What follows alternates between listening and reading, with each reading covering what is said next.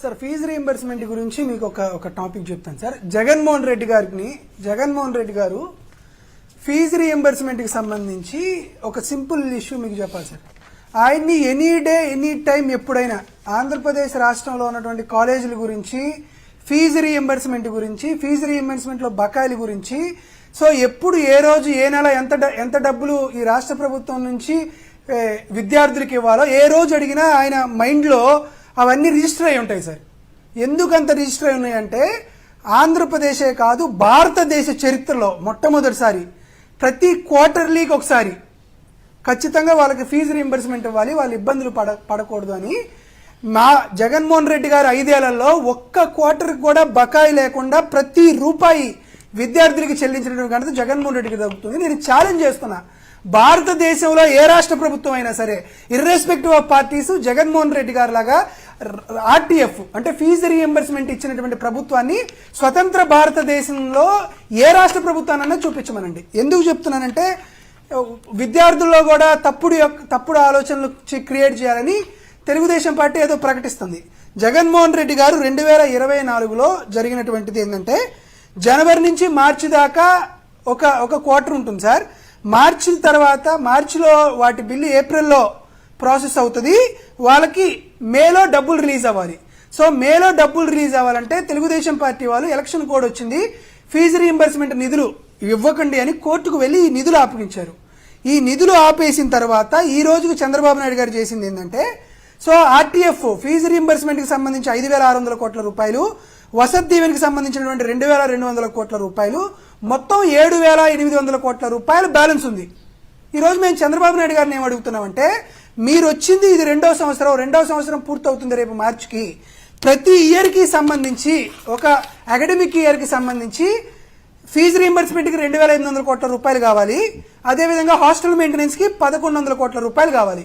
ఈ రోజు చంద్రబాబు నాయుడు గారిని మేము ఏం అడుగుతున్నామంటే 2024-25 ఆర్థిక సంవత్సరంలో మీరు రిలీజ్ చేసింది 0, 2025-26లో 3,900 కోట్ల రూపాయలు కావాలంటే మీరు బడ్జెట్ లో పెట్టింది 2,600 కోట్ల రూపాయలు, ఈ రోజుకు రిలీజ్ చేసింది 0.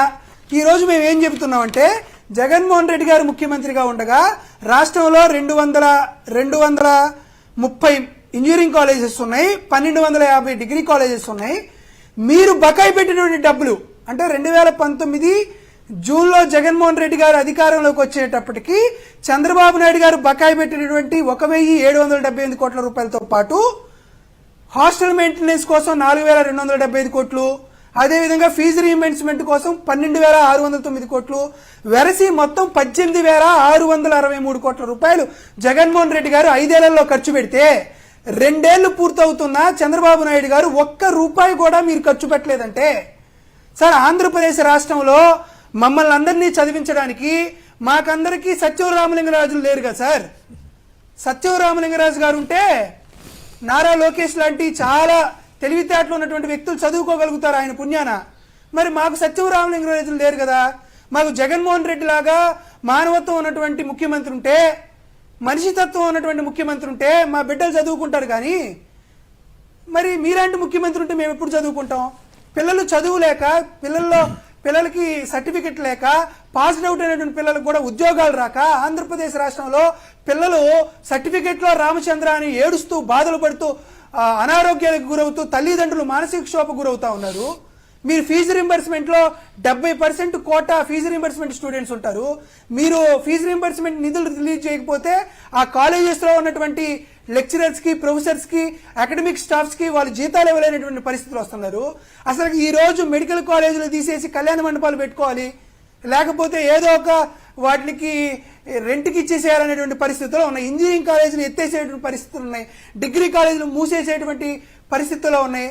సో మీకు సత్యం రామలింగరాజులు ఉంటే నారా లోకేష్ లాంటి బాగా చదువుకున్న జ్ఞానం ఉన్న వాళ్ళందరూ చదువుకుంటారు. మరి మాకెవరు ఉంటారు సార్? మాకెవరు చేస్తారు సార్? కాబట్టి ఈ రోజు మేము స్పష్టంగా చెబుతున్నాం, ఆంధ్రప్రదేశ్ రాష్ట్రానికి సంబంధించి వైఎస్ఆర్ కాంగ్రెస్ పార్టీ విద్యార్థి విభాగానికి సంబంధించినటువంటి వర్కింగ్ ప్రెసిడెంట్లు కానీ, ప్రెసిడెంట్ చైతన్య కానీ అందరూ కూడా ఈ రోజు రేపో సజ్జల రామకృష్ణారెడ్డి గారి ఆధ్వర్యంలోనో లేకపోతే సాంబశివారెడ్డి గారి ఆధ్వర్యంలో కానీ మళ్ళీ ఒక రౌండ్ టేబుల్ సమావేశం జరుగుతుంది. మిగతా అన్ని విద్యార్థి సంఘాలతో కలిసి కూర్చొని చెప్తాం, ఖచ్చితంగా నారా లోకేష్ గారికి ఒక వారం రోజు 10 రోజుల్లో మేము టైం ఇస్తున్నాం. లేకపోతే వైఎస్ఆర్ కాంగ్రెస్ పార్టీ ఆధ్వర్యంలో ఖచ్చితంగా మెడికల్ కాలేజీ ప్రైవేటీకరణ ఉద్యమం గవర్నర్ గారిని కలిసిన రోజో లేకపోతే ఆ రోజో ఖచ్చితంగా ముఖ్యమంత్రి గారి నివాసాన్ని ముట్టడిస్తాం.